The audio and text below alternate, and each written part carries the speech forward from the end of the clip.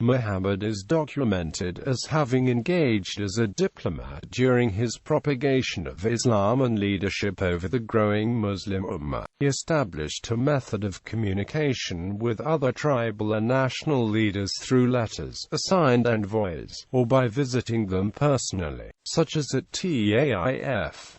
Instances of written correspondence include letters to Heraclius, the Negus and Khosrau. Although it is likely that Muhammad had initiated contact with other leaders within the Arabian Peninsula, some have questioned whether letters had been sent beyond these boundaries. When Muhammad arrived in Medina in 622, local tribes, mainly the Banu Aws and Banu Khazraj, had been feuding for several decades.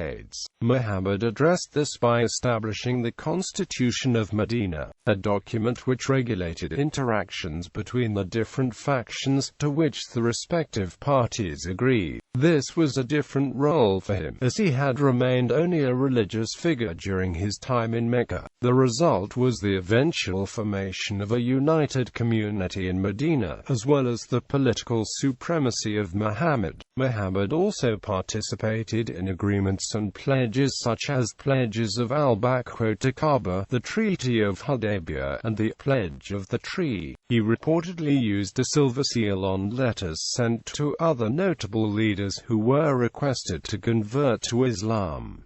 Hilf al-Fudul. Hilf al-Fudul was an alliance created by Muhammad in the pre-Islamic era. Muslim migration to Aksum. Muhammad's commencement of public preaching brought him stiff opposition from the leading tribe of Mecca, the Quraysh. Although Muhammad himself was safe from persecution due to protection from his uncle, Abu Talib ibn Abd al-Muttalib, some of his followers were not in such a position. A number of Muslims were mistreated by the Quraysh, some reportedly beaten, imprisoned, or starved. It was then, in 615, that Muhammad resolved to send 15 Muslims to emigrate to Aksum to receive protection under the Christian ruler, the Negus, Ashama ibn Abjar. Emigration was a means through which some of the Muslims could escape the difficulties and persecution faced at the hands of the Quraysh. It also opened up new trading prospects. The Quraysh, on hearing the attempted emigration, dispatched a group led by Amr ibn al-As and Abdullah ibn Abi Rabia ibn Mufira in order to pursue the fleeing Muslims. They were unsuccessful in the chase, however, as the Muslims had already reached safe territory, and so approached the Negus, appealing to him to return the Muslim migrants. Summoned to an audience with the Negus and his bishops as a representative of Muhammad and the Muslims, Far ibn Abi Talib spoke of Muhammad's achievements and quoted Quranic verses related to Islam and Christianity, including some from Surah Maryam. Far ibn Abi Talib is quoted according to Islamic tradition as follows: O king, we were plunged in the depth of ignorance and barbarism, we adored idols, we lived in unchastity, we ate the dead bodies, and we spoke abominations. We disregarded every feeling of humanity, and the duties of hospitality and neighborhood were neglected. We knew no law but that of the strong. When Allah raised among us a man, of whose birth, truthfulness, honesty, and purity we were aware, and he called to the oneness of Allah and taught us not to associate anything with him. He forbade the worship of idols, and he enjoined us to speak the truth, to be faithful to our trusts, to be merciful, and to regard the rights of the neighbors and kith and kin. He forbade us to speak evil of women, or to eat the substance of orphans. He ordered us to fly from the vices, and to abstain from evil, to offer prayers, to render alms, and to observe fast. We have believed in him. We have accepted his teachings and his injunctions to worship Allah and not to associate anything with him. and we have allowed what he has allowed, and prohibited what he has prohibited. For this reason, our people have risen against us, have persecuted us in order to make us forsake the worship of Allah and return to the worship of idols and other abominations. They have tortured and injured us, until finding no safety among them, we have come to your country, and hope you will protect us from oppression. The Negus, seemingly impressed, consequently allowed the migrants to stay, sending back the emissaries of Quraysh. It is also thought that the Negus may have converted to Islam. The Christian subjects of the Negus were displeased with his actions, accusing him of leaving Christianity, although the Negus managed to appease them in a way which, according to Ibn Ishaq, could be described as favorable towards Islam. Having established friendly relations with the Negus, it became possible for Muhammad to send another group of migrants, such that the number of Muslims living in Abyssinia totaled around 100. Journey to Taif. In early June 619, Muhammad set out from Mecca to travel to the town of Taif in order to convene with its chieftains, and mainly those of Banu Thaqif. The main dialogue during this visit is thought to have been the invitation by Muhammad for them to accept Islam, while contemporary historian Montgomery Watt observes the plausibility of an additional discussion about wresting Taif trade routes from Meccan control. The reason for Muhammad directing his efforts towards Taif may have been due to the lack of positive response from the people of Mecca to his message until then. In rejection of his message and fearing that there would be reprisals from Mecca for having hosted Muhammad, the groups involved in meeting with Muhammad began to incite town folk to pelt him with stones. Having been beset and pursued out of Taif, the wounded Muhammad sought refuge in a nearby orchard, resting under a grapevine. It is here that he invoked God, seeking comfort and protection. According to Islamic tradition, Muhammad on his way back to Mecca was met by the angel Gabriel and the angels of the mountains surrounding Taif, and was told by them that if he willed, Taif would be crushed between the mountains in revenge for his mistreatment. Muhammad is said to have rejected the proposition, saying that he would pray in the hopes of succeeding generations of Taif coming to accept Islamic monotheism. Al-Kaaba pledges. In the summer of 620 during the pilgrimage season, 6 men traveling from Medina came into contact with Muhammad, having been impressed by his message and character, and thinking that he could help bring resolution to the problems being faced in Medina. 5 of the 6 men returned to Mecca the following year, bringing 7 others. Following the conversion to Islam and attested belief in Muhammad as the messenger of God, the 12 men pledged to obey him and to stay away from a number of Islamically sinful acts.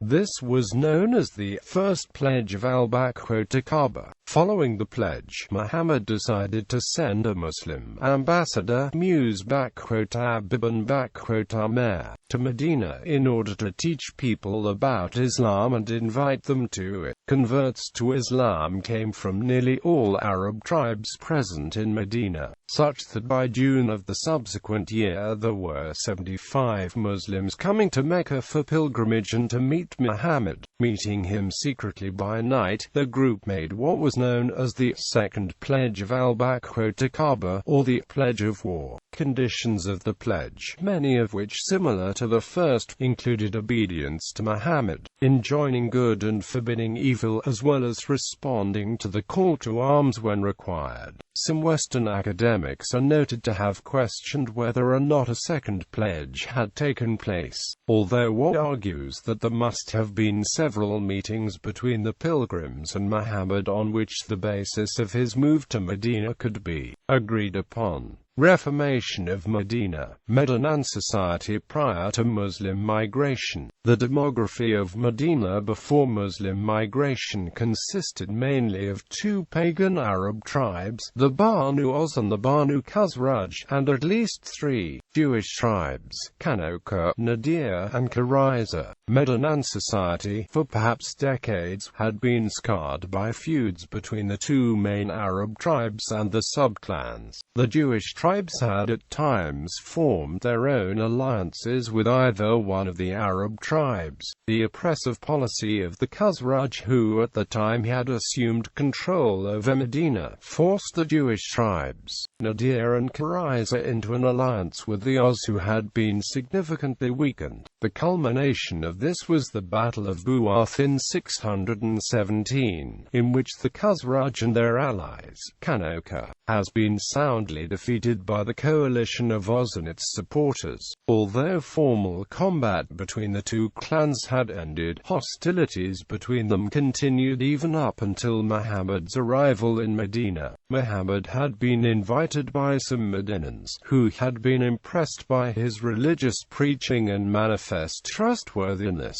as an arbitrator to help reduce the prevailing factional discord. Muhammad's task would thus be to form a united community out of these heterogeneous elements, not only as a religious preacher, but as a political and diplomatic leader who could help resolve the ongoing disputes. Constitution of Medina. By 622, Muhammad had migrated to Medina with a group of his followers, having escaped the forces of Quraysh. They were given shelter by members of the indigenous community known as the Ansar. After having established the first mosque in Medina and obtaining residence with Abu Ayyub al-Ansari, he then set about the establishment of a pact known as the Constitution of Medina. This document was a unilateral declaration by Muhammad, and deals almost exclusively with the civil and political relations of the citizens among themselves and with the outside. The source of authority was transferred from public opinion to God.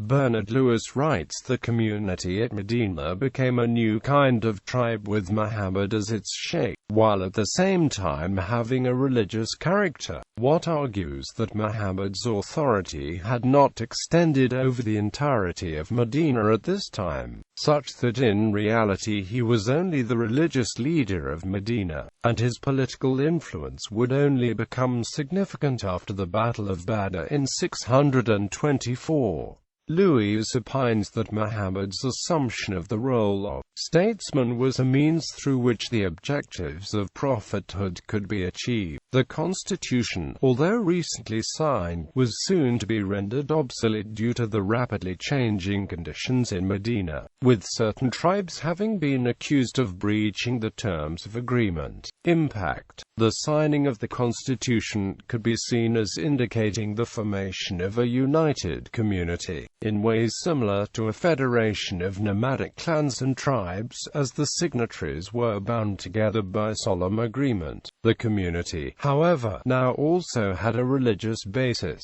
Extending this analogy, Watt argues that the functioning of the community resembled that of a tribe, such that it would not be incorrect to call the community a kind of super-tribe. The signing of the constitution itself displayed a degree of diplomacy by Muhammad, as, although he envisioned a society eventually based upon a religious outlook, practical consideration was needed to be inclusive instead of exclusive of the varying social elements. Both the Aus and Khosrau had progressively converted to Islam, although the latter had been more enthusiastic than the former. At the second pledge of al-Baqarah, the numbers of Khosrau to Aus present was 62 to 3, and at the Battle of Badr, 175 to 63.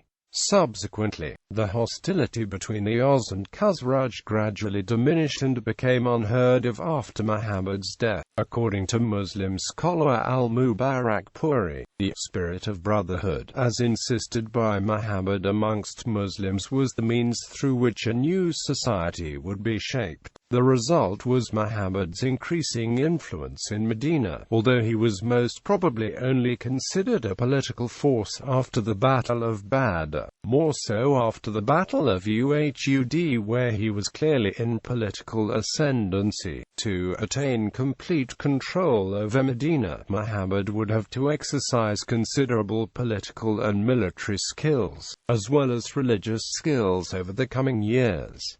Events at Adobea. In March 628, Muhammad saw himself in a dream performing the Umrah, and so prepared to travel with his followers to Mecca in the hopes of fulfilling this vision. He set out with a group of around 1,400 pilgrims, although it was not soon until Mecca had discovered these arrangements. On hearing of the Muslims traveling to Mecca for pilgrimage, the Quraysh sent out a force of 200 fighters in order to halt the approaching party. In no position to fight, Muhammad evaded the cavalry by taking a more difficult route, thereby reaching Al-Hudaybiyah, just outside Mecca. It was at Hudaybiyah that a number of envoys went to and fro in order to negotiate with the Quraysh. During the negotiations, Uthman ibn Affan was chosen as an envoy to convene with the leaders in Mecca, on account of his high regard amongst the Quraysh.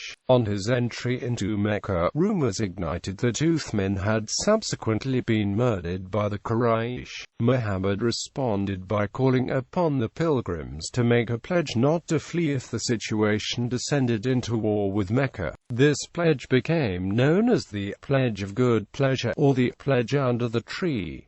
The incident was mentioned in the Quran as follows: Allah's good pleasure was on the believers when they swore fealty to the under the tree. He knew what was in the hearts, and he sent down tranquility to them, and he rewarded them with a speedy victory. Treaty soon afterwards. With the rumor of Uthman's slaying proven untrue, negotiations continued and a treaty was eventually signed between the Muslims and Quraysh.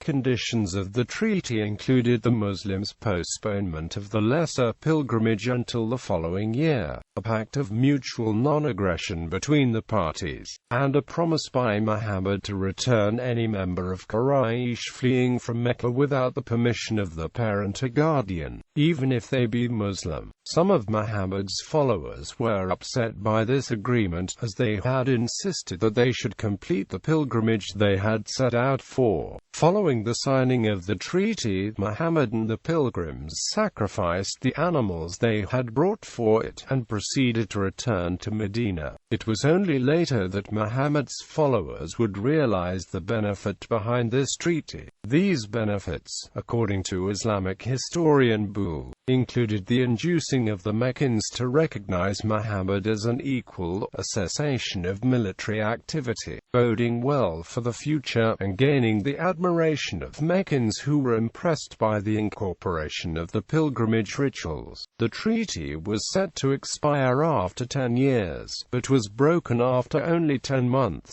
According to the terms of the Treaty of Hudaybiyah, the Arab tribes were given the option to join either of the parties, the Muslims or Quraysh. Should any of these tribes face aggression, the party to which it was allied would have the right to retaliate. As a consequence, Banu Bakr joined Quraysh, and Khosrau joined Muhammad. They thus lived in peace for some time, but ulterior motives stretching back to pre-Islamic period ignited by unabated fire of revenge triggered fresh hostilities. Banu Bakr, without caring a bit for the provisions of the treaty, attacked Banu Khosrau in a place called Al-Watir in Shahraban 8 Quraysh helped Banu Bakr with men and arms, taking advantage of the dark night. Pressed by their enemies, the tribesmen of Khosrau sought the holy sanctuary, but here too, the lives were not spared, and, contrary to all accepted traditions, Nawfal, the chief of Banu Bakr, chasing them in the sanctified area, where no blood should be shed, massacred his adversaries.